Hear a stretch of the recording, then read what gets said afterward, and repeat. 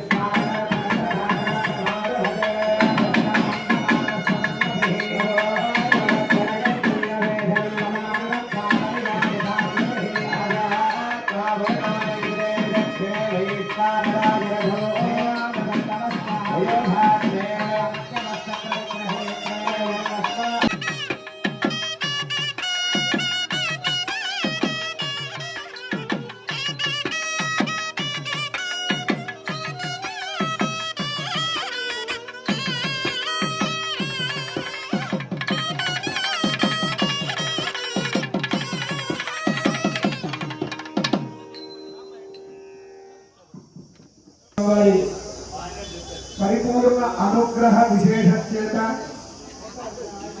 స్వామివారి యొక్క విశేషమైనటువంటి మానవులందరికీ కూడా పరమాత్మ ఒక లక్ష్యాన్ని ఏర్పాటు చేస్తారు. మనందరం కూడా మానవులంగా కీర్తింపబడుతున్నటువంటి మనకి కూడా చేరుకోవాల్సినటువంటి ప్రదేశం ఒకటి ఉంటుంది. ఏం ప్రదేశం అంటే, బాగా ధనం సంపాదించి పెద్ద ఇల్లు కట్టుకొని మరికింత బంగారం సంపాదించి దారిలో పెడుతుంటే అబ్బా ఆయన కోటీశ్వరుడు కదా అని కీర్తి సంపాదించుకోవడం చాలా చిన్న విషయం. ఇది అంటే నేను ఎవరిని ఉద్దేశించి చెప్తున్నటువంటి కాదు, నన్నే అన్వయించుకుంటాను, ఎవరిని దయచేసి అలా చెప్పలేదు. కానీ ఇది కాదు మనం కోరుకోవాల్సినటువంటి దానికోసంగానే మనకి పరమాత్మ ఈ మానవ జన్మ ఇచ్చాడు. ఏం కోరుకోవాలి అంటే, మనమందరం ఎవరిని మానవులమని చెప్తున్నాం. ఈ మానవులంగా ఉన్నటువంటి మనం ఇలా ఎందుకు పిలువబడుతున్నామంటే, మరలా మాకు కొత్తదైనటువంటి జన్మ వద్దు అని పరమాత్మని వేడుకోవడం కోసంగా మనకి అనుగ్రహింపబడినటువంటి జన్మే మానవ జన్మ. మానవ కొత్తది వద్దు మాకు. ఏమొద్దు? మరలా ఈ జన్మ అక్కర్లా మాకు. ఈ జన్మ ఇక్కడితోటి నీ చరణాల్ని పొందాలి. అలా పొందడం కోసంగా 86 కోట్ల జీవరాశులు ఉన్నాయి ఈ సృష్టిలో.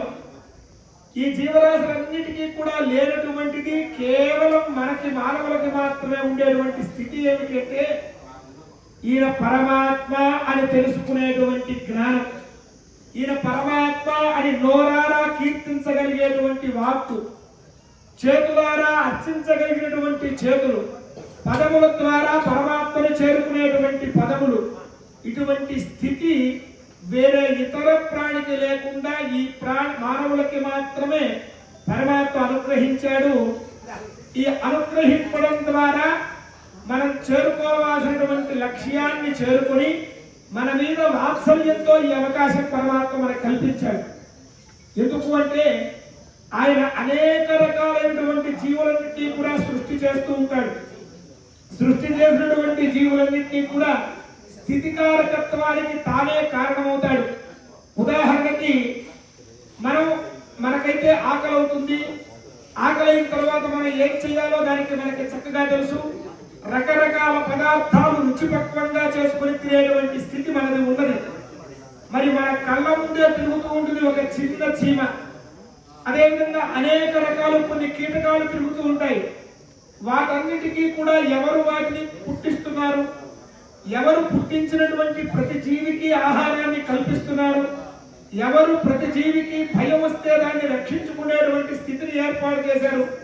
ఎవరు వాటికి నిద్ర కలిగించి వాటిని రక్షణగా నిద్రపోయేట్టు చేస్తున్నారు, ఎవరు వాటికి ఆహారాన్ని సమకూరుస్తున్నారు, ఎవరి ద్వారా ఇవన్నీ కూడా జీవనం చేస్తున్నాయి అనేటువంటి విషయాన్ని ఆలోచిస్తే ఇవన్నీ కూడా పరమాత్మ ద్వారానే సృష్టింపబడి స్థితికారకత్వాన్ని నిరంతరం కూడా రక్షింపబడి పరమాత్మలో ఐక్యమైపోతూ వస్తూ ఉన్నాయి ఈ జీవులన్నీ కూడా.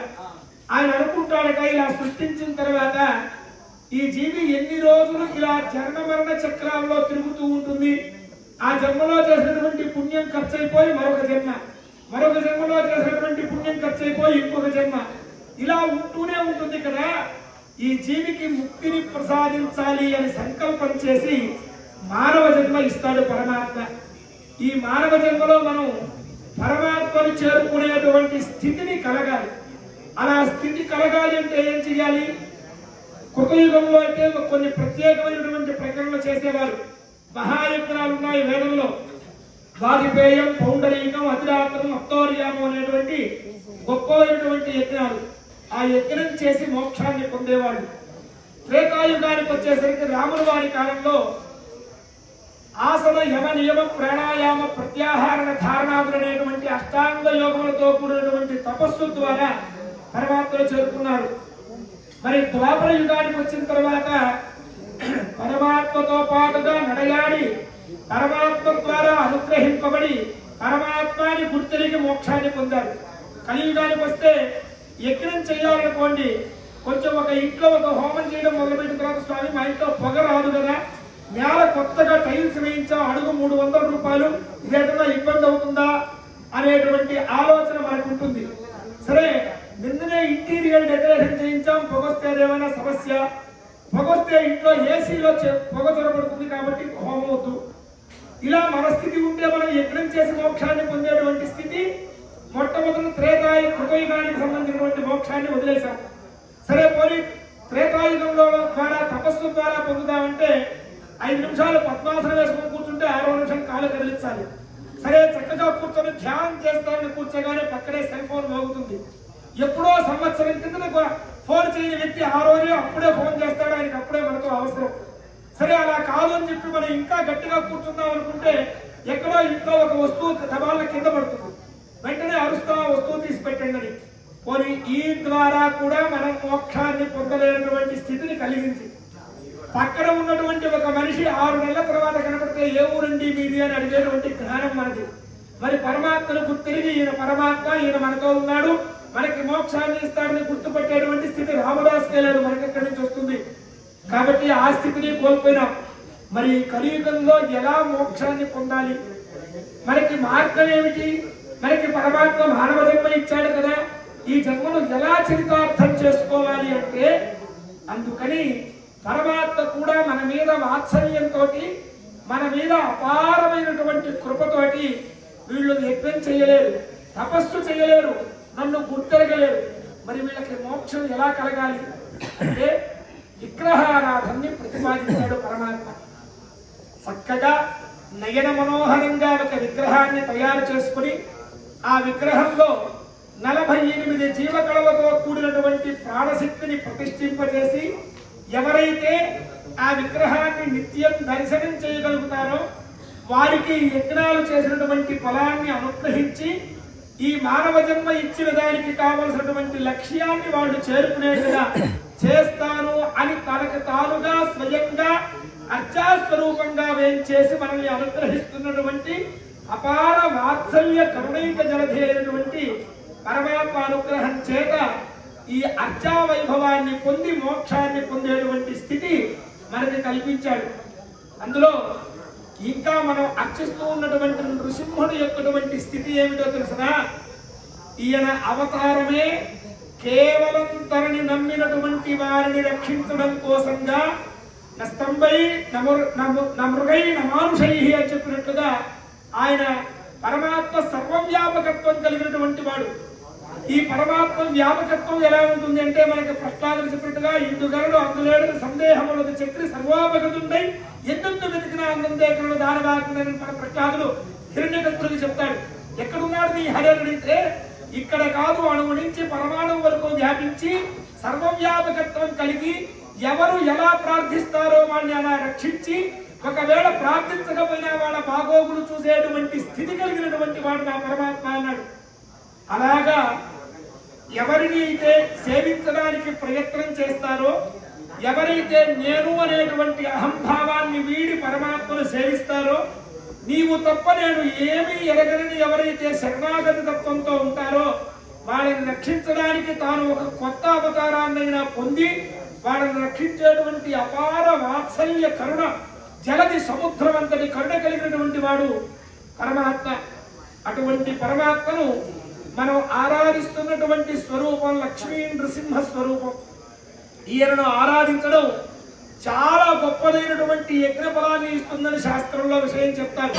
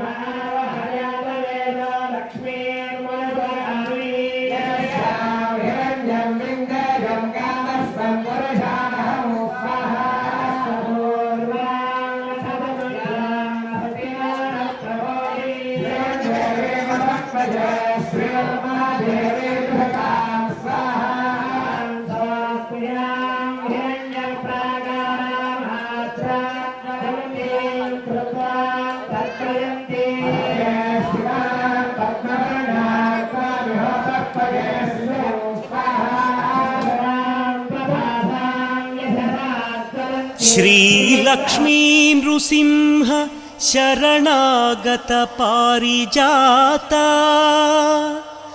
ज्वाला नृसिंह करुणा